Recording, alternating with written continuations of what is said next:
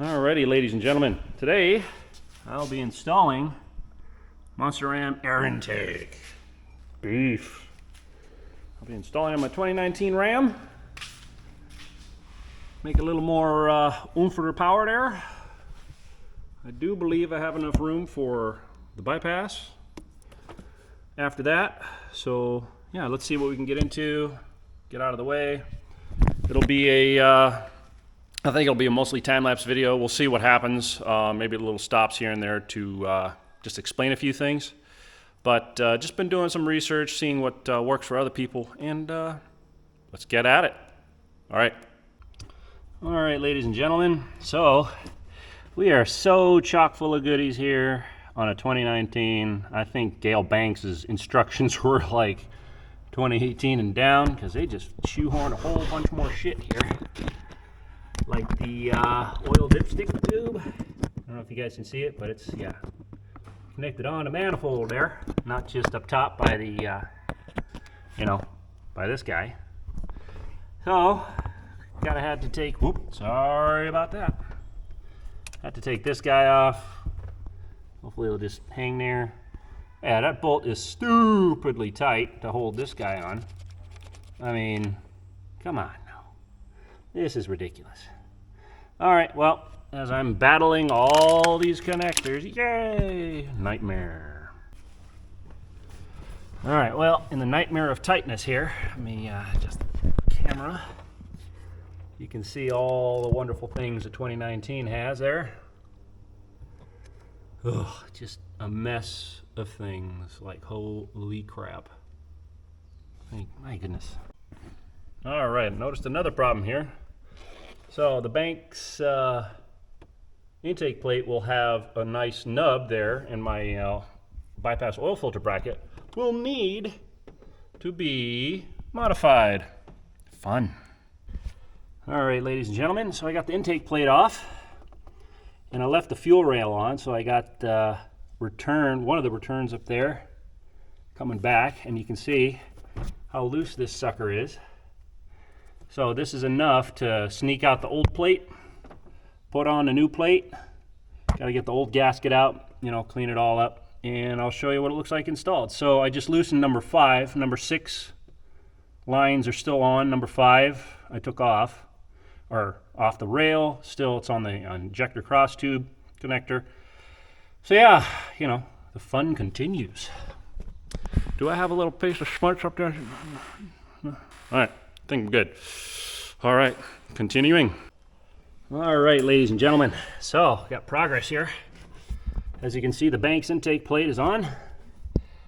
This guy, right, sorry for the missing light. This guy, you should install, I don't know, I had a heck of a time installing it with the fuel rail in there, but you can't exactly get the manifold cover on with the fuel rail in there, so you're gonna kind of have to do whatever, but it's a 1-inch nut. The thermocouple, yeah, that sucker is kind of difficult. Also, the oil dipstick thing and the spacer will go on after I get other stuff buttoned up, I guess, just to keep the oil dipstick out of the way. Now I'm just gonna start putting back lines and torquing to spec and all that fun jazz. So yeah, all right, wish me luck. All right, ladies and gentlemen, so I got most of that stuff installed there. Boy, oh boy, oh boy, oh. I don't know how you would take off the whole fuel rail trying to reach back there. I mean, holy crap. So, you just got to mess around. You don't need to take off the fuel rail. Just take off number 5 from the log fuel rail, the common rail. Loosen it, but boy, it was a pain in the butt to tighten onto the head again. So yeah, I'm just going to continue to install here. Trying to route all the wires back. I gotta install the foam now, so I'll just keep you guys updated. All right, ladies and gentlemen, after a while here, we got her in, like Flynn. So you guys can see the heater relocation area. Not touching anything hot. Zip tied that away. Everything is, I guess, back in place where it's supposed to be. Tied up. All the other disconnected ones are good. Boom, that's good, that's good. I'm gonna do another couple more checks. So down here, as you can see, if I move that away a little bit, oh, I don't know if you can see, but the Banks tab and the bracket for the bypass oil filter, you see how close that is. They don't touch, but had to do some clearancing. Worked out plenty fine. A couple of things I don't like is how you have to install the 6th bolt inside through this hole. I think that's kind of wonky. I don't like it at all. All in all, it was kind of a pain in the butt to install, but as with anything with tight stuff, it's always a pain in the butt. Hopefully I installed everything correctly. Should decently fire up, there'd be no leaks. You know how that goes. Well, I say let's plug the batteries back in and see how it goes. All right, let me put you on a tripod and then we'll see.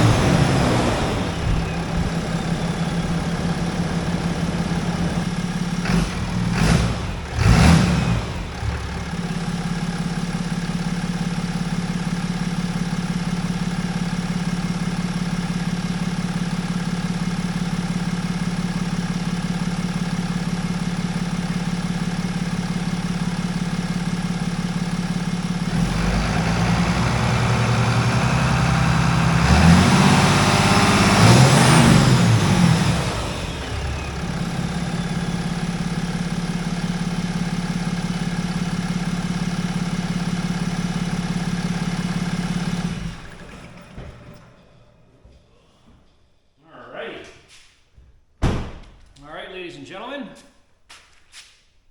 I think that works. Well, I guess we'll have to take a test drive, look it over again, all that fun stuff, give you guys a progress report. All right, ladies and gentlemen, as you heard, it started right up. The reason it was cranking for a while, it was building rail pressure and filling up the number 1 injector. So after it got all that, it fired off. Didn't even skip one bit.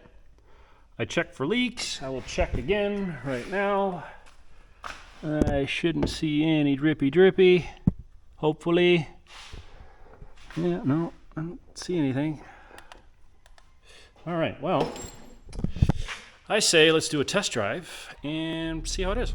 All right.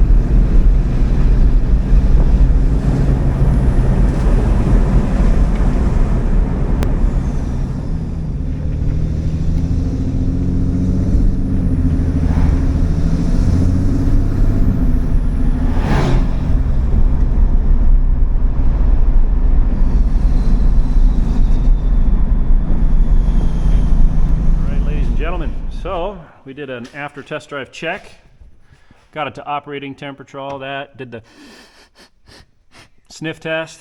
It's all good. So I wish, there's a couple of things though. I wish Banks would update their instructions to really include the 2019s.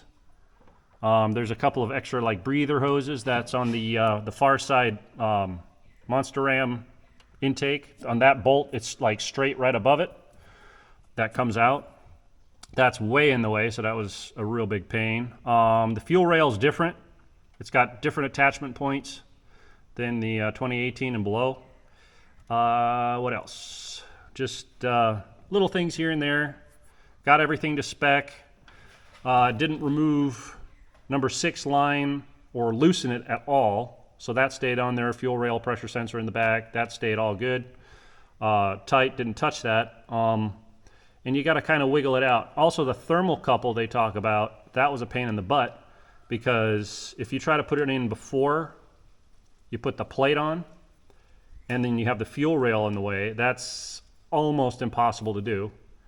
So, but I mean, you can try it, whatever, but I put it in after the fact, left the fuel rail loose, and then used a like a 1-inch really big deep socket to just get it snug, so it just seals and works good.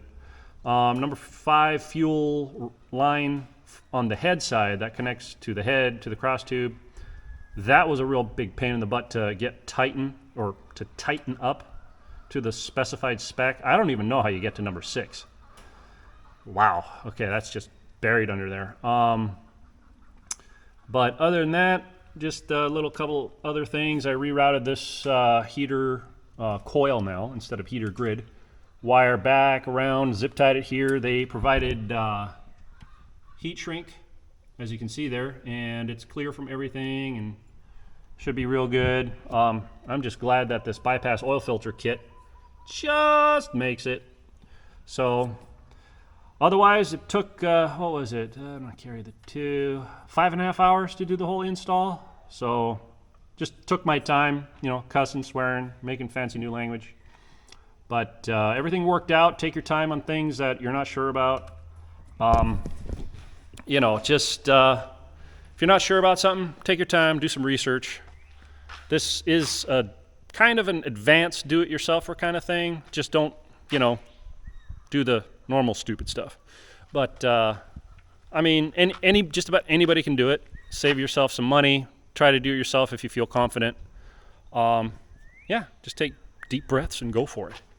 So hopefully this is just a little video of what I did. I don't know how much of a reference video this is, but it's just, you know, documenting it for myself and others. So if you guys have any questions on the install, let me know. I'll see if I can answer them. And as usual, thank you for watching. I do appreciate it. Aloha.